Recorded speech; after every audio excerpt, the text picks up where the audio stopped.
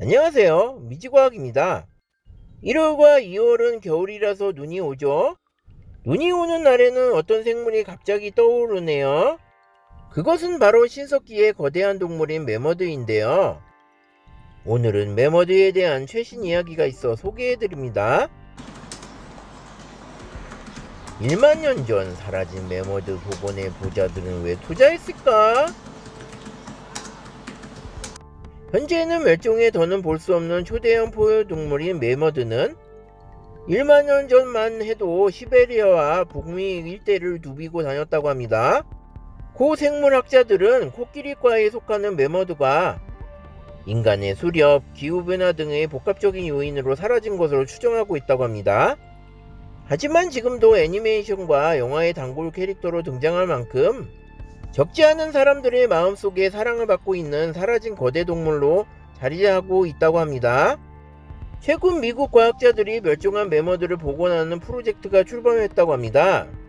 매머드 사체에서 추출한 DNA와 최근 급진적 진보를 이루고 있는 유전자 편집 기술을 활용해 본래의 서식지에 매머드를 돌려놓겠다는 계획입니다. 6년 안에 첫 번째 매머드 새끼를 탄생시키는 게 목표라고 합니다. 과거에도 매머드를 복원하려는 시도는 수차례 있었지만 최근 등장한 생명공학 기술의 발전에 힘입어 어느 때보다도 현실 실현 가능성이 높다는 평가가 나온다고 합니다. 매머드는 잘 복원이 될까요? 한번 이야기해 보겠습니다. 미국 생명공학 기업 컬라술은 회사 설립에 관한 자료를 내고 매머드 복원 사업을 회사의 주요 사업으로 추진하겠다고 밝혔다고 합니다. 세계적인 생명과학자인 조지 처치 미국 하버드대 의대 유전학과 교수와 인공지능 기업 하이퍼 자이언트 등을 창립한 사업가 벤 램이 공동 설립한 이 회사는 1,500만 달러를 투자받았다고 합니다. 처치 교수는 2017년 2월 미국 보스턴에서 제183회 미국 과학진흥협회 연차 대회에서 유전자 가위 기술을 적용해 2년 안에서 매머드 코끼리 잡종 배아를 만들겠다고 공언한 일이 있다고 합니다.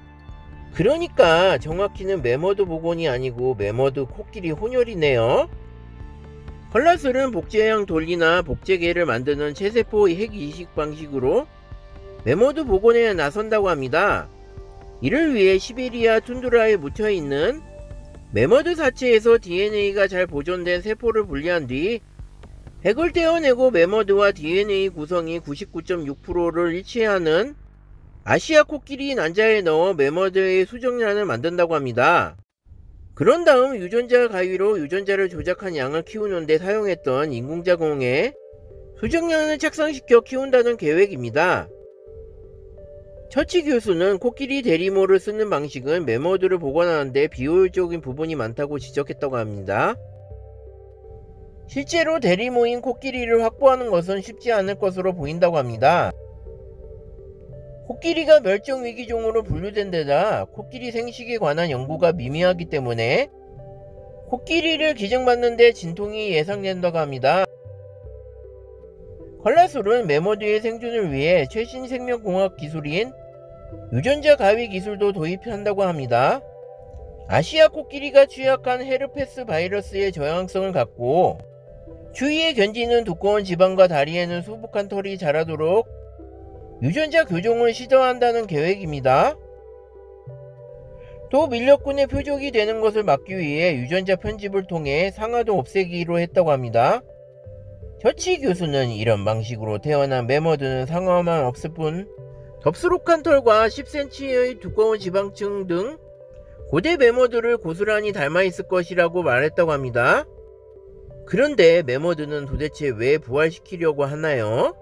매머드 복원이 과학적 도전에만 머물지 않고 영리축으로 이어질 것이라고 설명했다고 합니다. 램 공동 설립자는 플라스틱 처리에서부터 탄소 흡수 등의 역할을 해줄 수 있는 새로운 생명체를 만들 수 있다며 모든 사람들의 삶을 개선하고 생명을 연장하는 데 도움이 될 것이라고 말했다고 합니다. 고위도 지방에서 진행되는 기후변화 대응의 실마리를 제공할 수 있다는 제안도 내놨다고 합니다. 램 공동 설립자는 매머드는 과거 북극 지역의 초지를 유지해 건강한 생태 환경을 보존하는 데 중요한 역할을 했다며 복원이 된다면 초지를 되살려 막대한 양의 이산화탄소와 메탄이 방출되는 것을 막을 수 있다고 말했다고 합니다. 그러니까 메모드 복원해보고 이것저것 도전해봐서 새로운 생명체도 만들겠다는 거네요. 생각해보니 메모드가 너무 매력적이긴 해도 이거 너무 막 나가면서 이상한 괴물도 만들 수 있는 거 아닌가요? 그렇다면 복원은 잘 이루어질 수 있을까요? 과학자들은 시베리아 툰드라에 현약 150만 고의 이상의 메모드 사체가 묻혀있는 것으로 추정되고 있다고 합니다. 일부 학자들은 이 사체에서 얻은 세포 속 DNA만 잘 보존되어 있다면 복원이 불가능한 것은 아니라고 보고 있다고 합니다. 과학계에선 메모드 복원에 대해 회의적 시각이 지배적입니다.